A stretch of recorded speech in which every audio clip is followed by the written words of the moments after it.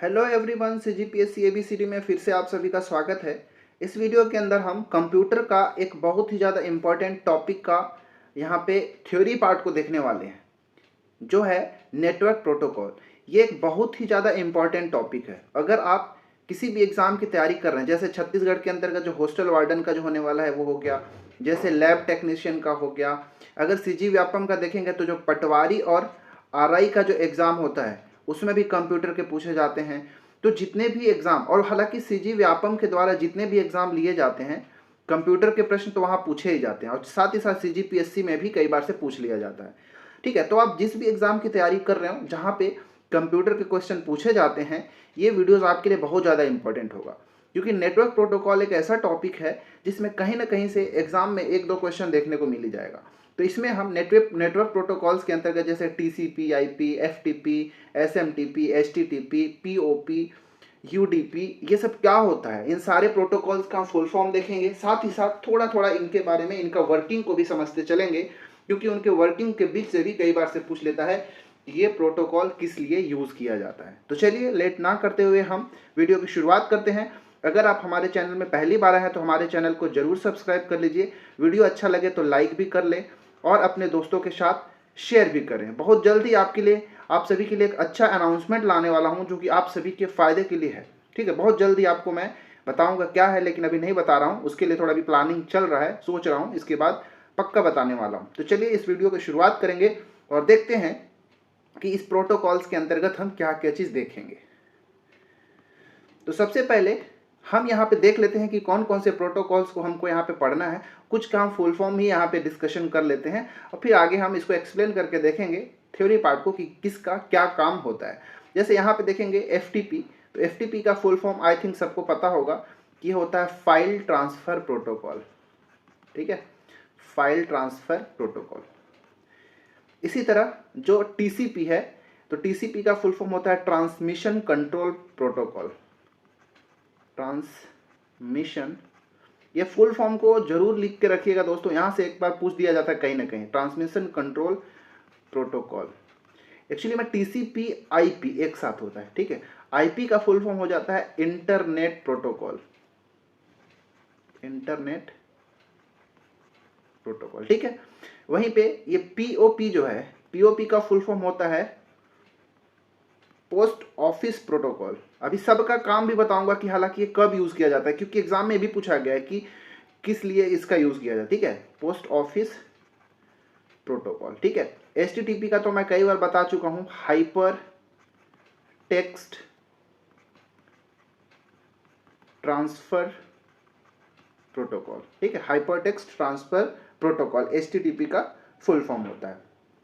SMTP का भी बताया हूं, simple mail transfer protocol. Simple mail transfer protocol. एक एसएसएल, ये आपको नया लग रहा होगा, एसएसएल का फुल फॉर्म होता है secure sockets layer protocol. Secure sockets layer protocol, ये इसका फुल फॉर्म होता है। इस साथ ही साथ बहुत सारे और भी हैं, जैसे एक होता है, यहाँ पे मैं लिख रहा हूं यूडीपी। ठीक है, यूडीपी, यूडीपी का क्या फुल फॉर्म होता है, तो user datagram protocol. User datagram protocol. ठीक है, तो ये सब कुछ इंपॉर्टेंट है, तो आपने देखा। और साथ ही साथ और भी है, जैसे एक होता है आईसीएमपी। आईसीएमपी जिसका फुल फॉर्म होता है इंटरनेट कंट्रोल मैसेज प्रोटोकॉल। मैं शॉर्ट में लिखता हूं इंटरनेट कंट्रोल मैसेज प्रोटोकॉल। ठीक है, आईसीएमपी। एक और होता है आईएमएपी। आईएमएपी, इसका फुल फॉर्म होता है इंटरनेट मैसेज एक्सेस प्रोटोकॉल।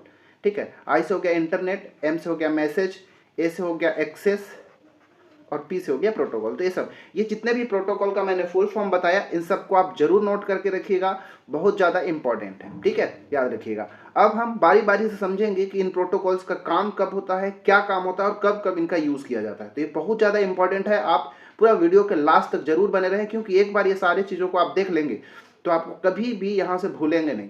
और साथ ही साथ यहाँ से पूछे ही जाते हैं, इनका वर्किंग के बीचों बीच से भी पूछा जाता है। बहुत इंटरेस्टिंग है, कहाँ कहाँ पे हम इंटरनेट का यूज़ कर रहे होते हैं और ये सब हो चुका होता है, हमको पता ही नहीं चलता है। तो इसमें थोड़ा थोड़ा आपको समझने को बताऊँगा, बहुत ज़्यादा डीप नहीं बताऊँगा क्योंकि मैं टेक्निकल चीज़ नहीं पढ़ा रहा हूँ, जो हमारा कॉम्पिटिटिव एग्जाम में पूछा जाता है, ठीक है, उसी के हिसाब से मैं यहाँ पे बताऊँगा। चलिए, इसका आप स्क्रीनशॉट भी ले सकते हैं। चलिए शुरू करते हैं आगे। अब सबसे पहले हम शुरू कर लेते हैं TCP/IP, ठीक है, TCP/IP के बारे में। TCP/IP का फुल फॉर्म तो मैं बता ही दिया, ट्रांसमिशन कंट्रोल प्रोटोकॉल, और IP मतलब इंटरनेट प्रोटोकॉल। अब इसका यूज़ क्या होता है आप थोड़ा ध्यान समझिएगा। देखिए, ये इंटरनेट और ये है सेंडर, यहाँ से सेंडर होता है और ये है रिसीवर। मतलब कोई चीज़ को, कोई भी फाइल को सेंड करने के लिए और रिसीव करने के लिए, या फिर ये कह लीजिए कि ये एक इंटरनेट, जैसे एक से ज़्यादा कंप्यूटर का जब नेटवर्क बन जाता है, एक से ज़्यादा कंप्यूटर को जब जोड़ दिया जाता है, उसी को हम नेटवर्क कहते हैं। और दुनिया का सबसे बड़ा कंप्यूटर का नेटवर्क है, उसी को हम कहते हैं इंटरनेट, ठीक है। दुनिया में सबसे बड़ा कंप्यूटर का जो जाल है, उसी को हम इंटरनेट कहते हैं। तो इंटरनेट पर कम्युनिकेशन करने के लिए, ठीक है, कम्युनिकेशन करने का मतलब कोई चीज़ को सेंड करने के लिए, रिसीव करने के लिए, ठीक है, डाटा को भेजने के लिए, रिसीव करने के लिए, यही सब तो होता है कम्युनिकेशन, ठीक है। तो इंटरनेट पर, इंटरनेट बोल रहा हूँ मतलब आप यह ध्यान में रखिएगा कि कंप्यूटर का बहुत बड़ा एक जाल, जिसको हम इंटरनेट कहते हैं। तो इंटरनेट पर कम्युनिकेशन करने के लिए, ठीक है, जिस भी प्रोटोकॉल की जरूरत होता है, ठीक है, वो होता है TCP/IP। इसके बिना हम कम्युनिकेशन कर ही नहीं सकते, याद रखिएगा, ठीक है। तो इंटरनेट पर क्या बोल रहा हूँ कि इंटरनेट पर कम्युनिकेशन करने के लिए जिस भी प्रोटोकॉल जब मैं बोल रहा हूँ तो प्रोटोकॉल का मतलब क्या होता है? प्रोटोकॉल का मतलब होता है रूल्स, सेट ऑफ रूल्स, मतलब बहुत सारे रूल्स का एक सेटअप है जिसको हम प्रोटोकॉल कहते हैं, ठीक है। तो TCP/IP एक ऐसा प्रोटोकॉल है जिसका इंटरनेट पर कम्युनिकेशन के लिए यूज किया जाता है। इसके बगैर हो ही नहीं सकता कम्युनिकेशन, ठीक है। इसके बगैर कोई भी, जैसे कोई भी कंप्यूटर पर हो गया, इंटरनेट पर कम्युनिकेशन नहीं किया जा सकता, ठीक है। जैसे अगर देखेंगे तो आपने सुना होगा, एक एडेप्टर सुना होगा, ठीक है, एडेप्टर हो गया, रूटर्स होते हैं, ये सब जितने भी होते हैं, ये TCP/IP जो है उसी के माध्यम से इनमें कम्युनिकेशन हो पाता है, ठीक है। तो याद रखिएगा कि डाटा को सेंड करने के लिए, रिसीव करने के लिए, कम्युनिकेशन करने के लिए ओवर द इंटरनेट, मतलब इंटरनेट पर, उसके लिए TCP/IP की आवश्यकता होती है, ट्रांजैक्शन कंट्रोल प्रोटोकॉल। और ये TCP/IP कंट्रोल के अंतर्गत ही बहुत सारे आपको प्रोटोकॉल्स देखने को मिलेगा, जिसको हम और आगे अभी यहाँ पे एक्सप्लेन करेंगे। तो उम्मीद है आपको TCP/IP समझ में आ गया होगा बहुत सारा। अब हम आगे देखते हैं कि TCP/IP जो एक्चुअली में TCP/IP जो प्रोटोकॉल है ना, एक तरह का मॉडल है, ठीक है, TCP/IP मॉडल भी कहते हैं। इस मॉडल को हम अलग तरीके से क्लासीफाई करते हैं और उसके अंदर ही बहुत सारे और भी प्रोटोकॉल्स आते हैं जिसको हम यहाँ पे देखेंगे, ठीक है। तो ये सर्वर है, जब कुछ भी हम सेंड करते हैं तो पहले सर्वर से गुजरता है, इसके बाद रिसीवर तक पहुंचता है। ये पूरा जो है कंट्रोल कौन करता है? TCP/IP के द्वारा ही कंट्रोल किया जाता है, ठीक है। चलिए आगे हम देखते हैं कि और कैसे कैसे इसको हम क्लासीफाई कर सकते हैं। तो हमने देखा, अभी बताया कि जो TCP/IP होता है, ट्रांसमिशन कंट्रोल प्रोटोकॉल होता है, उसको हम 4 लेयर में बांट सकते हैं, ठीक है। ये 4 लेयर में बांटा जा सकता है। ये चारों लेयर यहाँ पे देखने को मिल रहा है आपको, application layer, transport layer, internet layer और ये नेटवर्क एक्सेस लेयर। ये 4 लेयर में इस TCP/IP को बांटा जाता है, ठीक है। TCP/IP जो प्रोटोकॉल है, इसको 4 लेयर में हम डिवाइड करते हैं। इन चारों लेयर के अंदर ही बहुत सारे अलग अलग प्रोटोकॉल्स आते हैं। जैसे मैं बता रहा हूँ, देखिए, पहले कुछ भी सेंड किया जाता है तो ये चारों लेयर से वो जो डाटा है, जो फाइल है, वो गुजरता है, सर्वर तक पहुंचता है। फिर सर्वर से जब रिसीवर तक पहुंचता है तो वापस से वही प्रोटोकॉल्स, वही चारों लेयर से होके गुजरना पड़ता है, तब जाके सेंडर से लेकर रिसीवर तक पहुंचता है। तो आप यहाँ पे देख रहे होगे, एप्लीकेशन लेयर हो गया, ट्रांसपोर्ट लेयर, इंटरनेट लेयर, फिर नेटवर्क एक्सेस लेयर। सिमिलरली फिर ये वापस से यहाँ से ऐसे शुरू हो जाता है, ठीक है। तो ये 4 लेयर में बेसिकली इसको डिवाइड किया जाता है। जैसे अब जो यहाँ पे देखिए, जो ये एप्लीकेशन लेयर है, इस एप्लीकेशन लेयर के अंतर्गत कौन कौन सा प्रोटोकॉल आता है, इस चीज़ को समझिएगा। एक हो गया HTTP, एप्लीकेशन लेयर के अंतर्गत आता है। FTP, अभी इन सबको मैं बहुत अच्छे से समझाऊंगा, छोटा छोटा एक्सप्लेन करके, तो आपको बहुत अच्छे समझ में आएगा। HTTP, FTP, POP जो मैं बताया था वो हो गया, SMTP,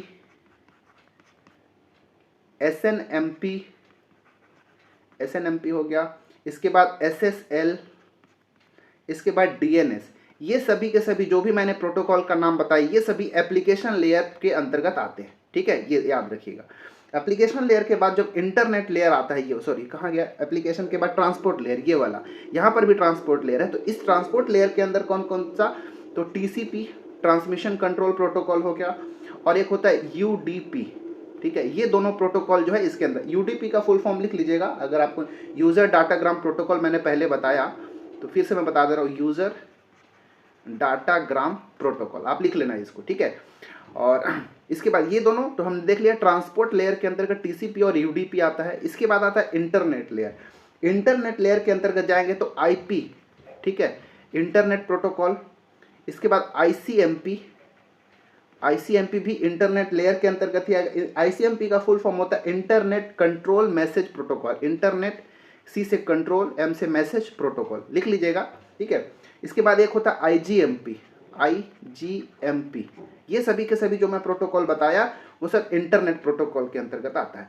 और जो नेटवर्क एक्सेस लेयर हो गया, ठीक है, नेटवर्क एक्सेस लेयर को ही नेटवर्क इंटरफेस लेयर भी कहते हैं, डाटा लिंक लेयर भी कई बार से कहा जाता है, याद रखिएगा, या सिंपली इसको फिजिकल लेयर भी कहा जाता है। ठीक है, फिजिकल लेयर। और इस फिजिकल लेयर के अंतर्गत जिसको हम इंटरनेट एक्सेस लेयर भी कहते हैं, इसमें क्या क्या आता है, जो आपने सुना होगा इथरनेट। दुनिया का पहला जो नेटवर्क था इंटरनेट, वो क्या था, वो इथरनेट था। ठीक है, याद रखिएगा, जैसे लोकल एरिया नेटवर्क वगैरह आ गया। एक होता है एआरपी, इसी के अंतर्गत आता है एआरपी। एआरपी का फुल फॉर्म याद रखिएगा, एड्रेस रिजोल्यूशन प्रोटोकॉल, लिख देता हूं मैं, ये इंपॉर्टेंट है, पूछा जाता है, एड्रेस रिजोल्यूशन प्रोटोकॉल। ठीक है, एड्रेस रेजोल्यूशन प्रोटोकॉल।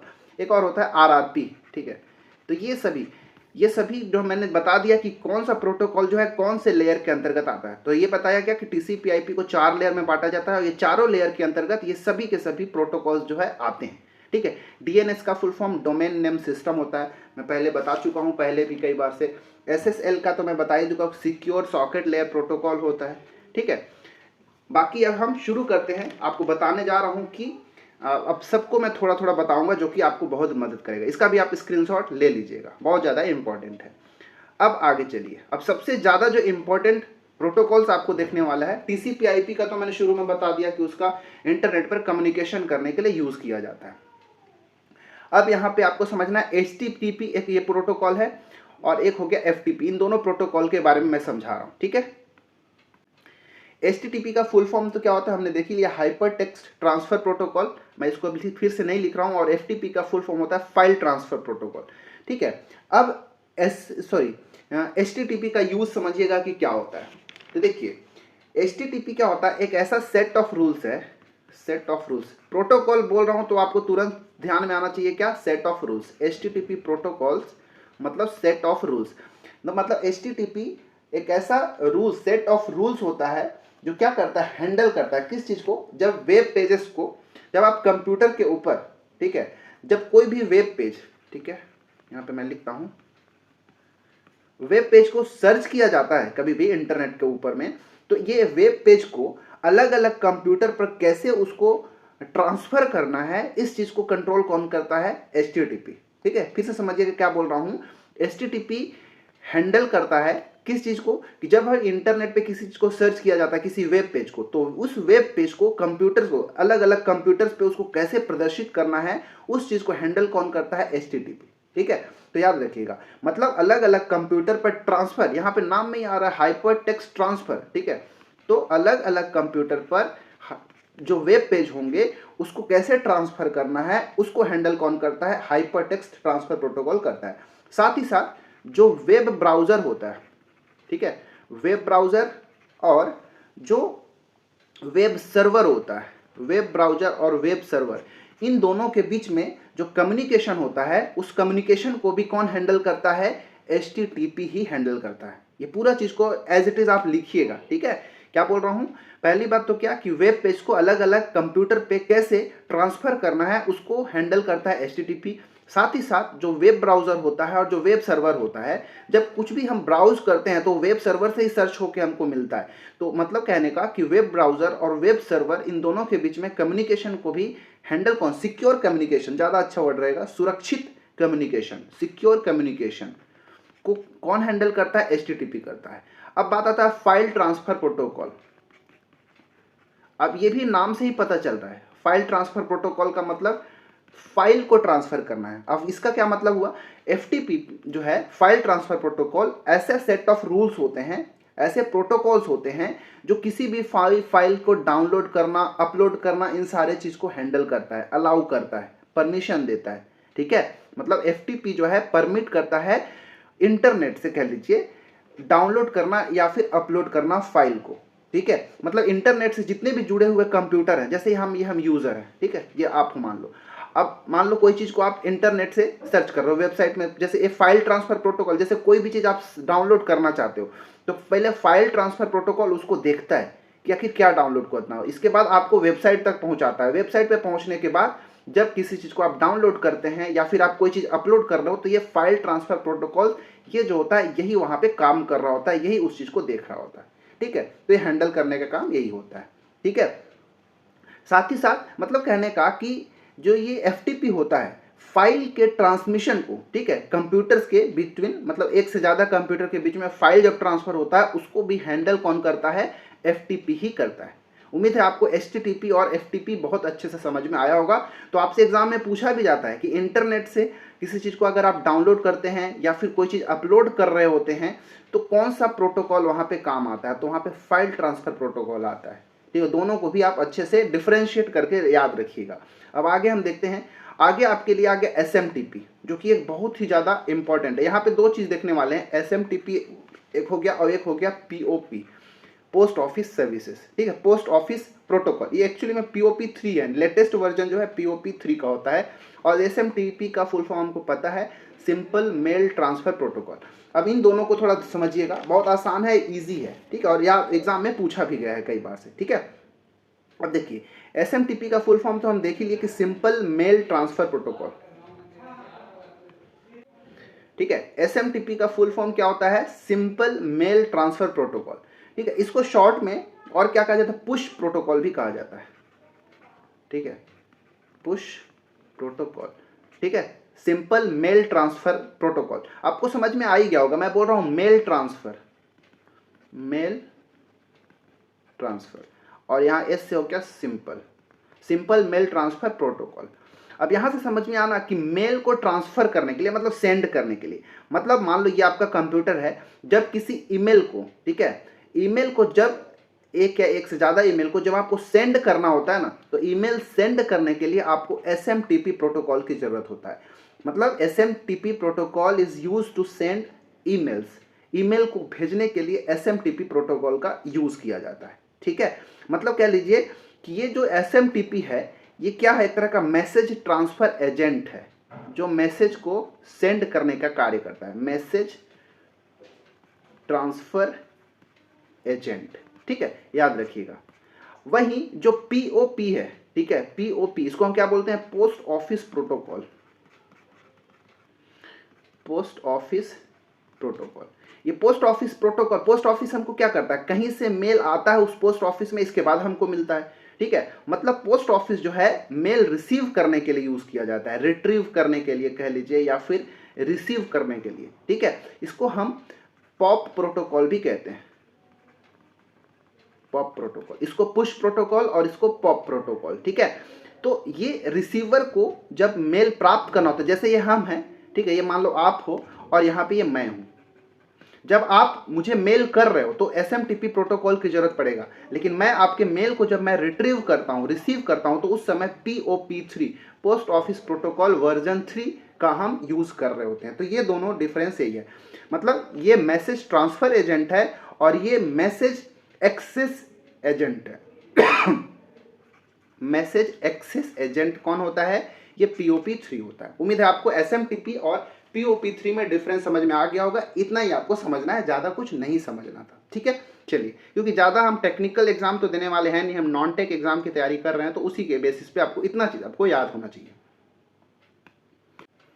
चलिए, अब इसका भी स्क्रीनशॉट ले लीजिएगा, आगे हम बढ़ते हैं।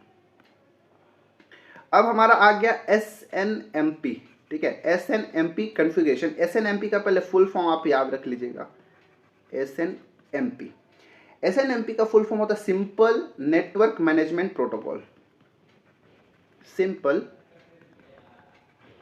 नेटवर्क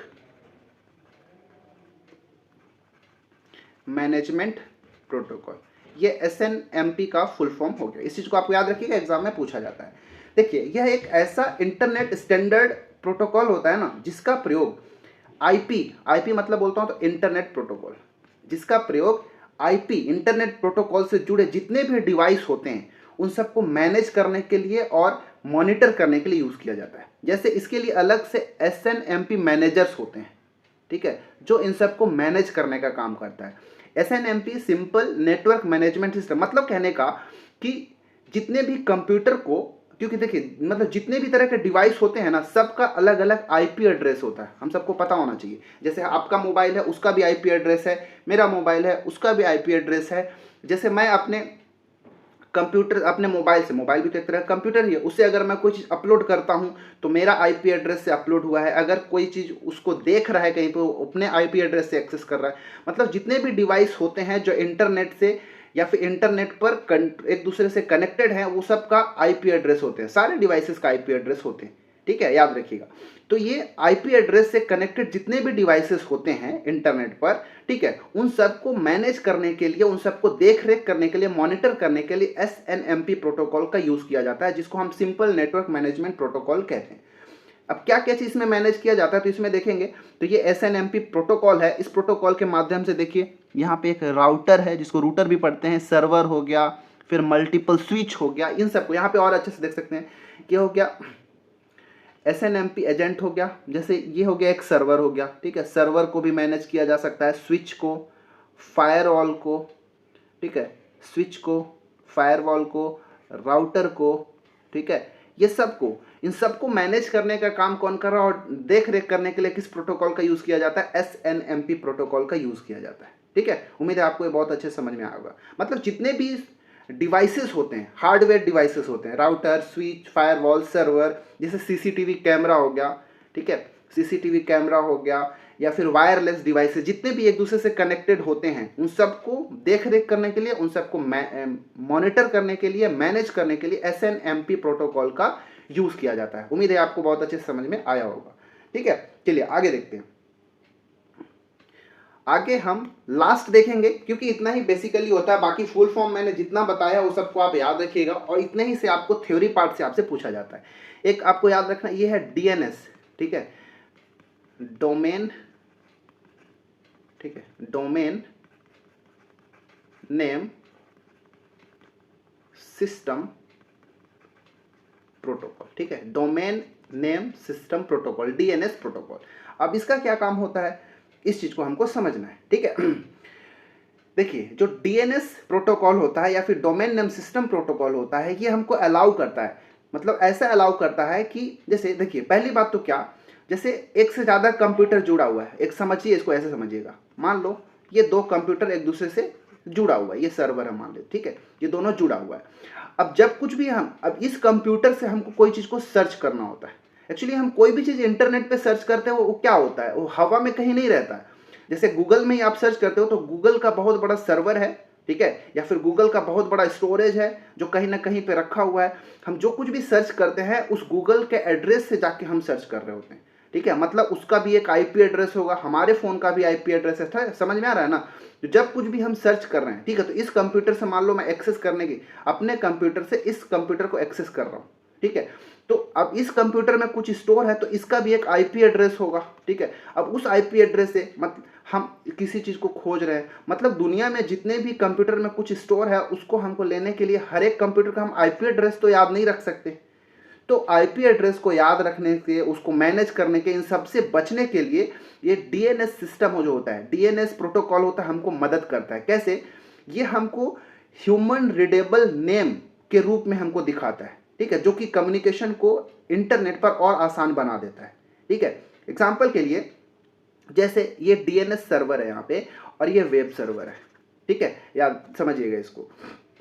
जैसे इसका कोई प्रोटोकॉल होगा, तो इसका कोई आईपी एड्रेस होगा। ये DNS सर्वर क्या होता है, जैसे यहाँ पे हमारा ब्राउजर है, अब कोई चीज़ को हमको सर्च करना है, ठीक है, तो हम उसके आईपी एड्रेस, हम यहाँ से देखिए, ये हमारा ये आईपी एड्रेस यहाँ पे दिखा रहा होगा, ये दोनों आईपी एड्रेस, ठीक है। ये वेब सर्वर से हमको, जैसे ये देखिए www.example.com, ये एक क्या हुआ, हमको एक सिंपल सा एक ईमेल आईडी, सॉरी बोल दीजिए एक सर्च URL हमको प्रोवाइड कर दिया। ठीक है, URL का फुल फॉर्म आप जानते होंगे, जानते हैं तो कमेंट करके बताइएगा URL का फुल फॉर्म क्या होता है। अगर मान लो वेब सर्वर से या फिर कहीं से भी हमको कोई चीज़ चाहिए होता तो उसका IP एड्रेस की जरूरत नहीं, हम IP एड्रेस वगैरह हम सर्च जो करते हैं ना वो ऑटोमेटिकली IP एड्रेस से ही के फॉर्म में ही वहाँ पे जाता है, लेकिन हमको जो है इस फॉर्मेट में दिखाई देता है www.example.com। ये हमको दिखता है, ये ह्यूमन रीडेबल है। जैसे कोई चीज़ हम सर्च कर रहे हैं, मान लो मोजिला फायरफॉक्स में या गूगल क्रोम में कोई सर्च करते हैं तो हम लिख के सर्च करते हैं, हम IP एड्रेस थोड़ी डालते हैं किसी चीज़ का। नहीं, ये सब कितना नंबर आप याद करते रहोगे। तो ये DNS सिस्टम ही उसको हमको, ये DNS प्रोटोकॉल ही हमको ऐसा आसान बना के करके देता है जिससे हम ह्यूमन रीडेबल फॉर्मेट में हम एंटर करें, सर्च करें और वो IP एड्रेस के फॉर्म में ऑलरेडी वो कन्वर्ट होकर सर्वर तक पहुँचे, इसके बाद हमको जो चाहिए यहाँ पर दिखाता है। तो ये DNS प्रोटोकॉल हमको ऐसा अलाउ करता है ताकि हम ह्यूमन रीडेबल नेम को कम्युनिकेशन कर सकते हैं ओवर द नेटवर्क, जिससे हम ह्यूमन रीडेबल फॉर्मेट में हम देख सकते हैं, सर्च कर सकते हैं। ये सारा चीज़ हमको आसान बनाता है। उम्मीद है आपको ये DNS सिंपल सा लैंग्वेज में समझ में आया होगा। तो इतना ही आपको एटलीस्ट जो नेटवर्क प्रोटोकॉल है, आपका जो भी थ्योरी पार्ट बताया जहाँ से क्वेश्चन आपको पूछा जाता है अंदर से, और साथ ही साथ जो भी मैंने फुल फॉर्म बताया इन सब का, उन फुल फॉर्म को एटलीस्ट आप याद करके रखिएगा। ठीक है, तो इस वीडियो के लिए बस इतना ही। कैसा लगा, ऐसे ही थ्योरी पार्ट आपको समझना है तो आप कमेंट करके बताइएगा कि और कौन से टॉपिक आपके लिए वीडियो लाना है, थ्योरी जिसको समझना होगा। ठीक है, वीडियो अच्छा लगे तो लाइक कर लीजिएगा, चैनल में नया है तो सब्सक्राइब जरूर कर लीजिएगा। वीडियो अच्छा लगे तो अपने दोस्तों के साथ शेयर करिएगा। हमारा जो टेलीग्राम चैनल है उसको भी ज्वाइन कर लीजिएगा, वहाँ पे आपको वीडियो का PDF मिल जाएगा। किसी भी तरह का डाउट है तो डाउट भी क्लियर कर लेते हैं। चलिए, इस वीडियो में इतना ही। आप तैयारी अपना अच्छे से करते रहें, मिलते हैं किसी और वीडियो में। इसमें इतना ही, धन्यवाद।